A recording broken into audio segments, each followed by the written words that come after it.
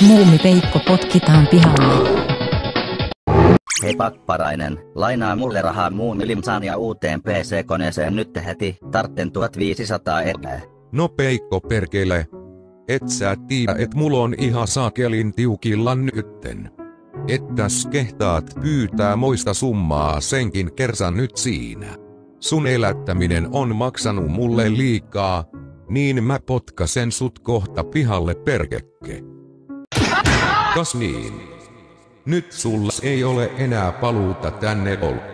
Voi vittu, jouduin orvoksi, pitääpä mennä ettiin sopiva yömäjä johon vois mennä. Meen vaikka kysymään siitä yöpajasta jossa Ismo laiteella hakattiin Joo, painu vaan perseeseen tältä. Mä en ota sua mun tetkaan haisee nähteen.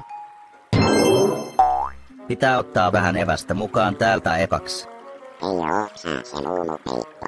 Mennään tsekkimään sitä napsikorppia sellaiseen medestä kärsimään maahan. No joo, ei mulla oo parempaakaan tekemistä täsän ytten kusain kotoonta huutavat häädötkin, enkä voi mennä enää sinne. Okei, mennään sitten maan perskules. Kuka onkaan tuo Ankka? Saadaanko natsikorpi kiinni? Onko tässä sarjassa mitään järkeä? What's the next episode?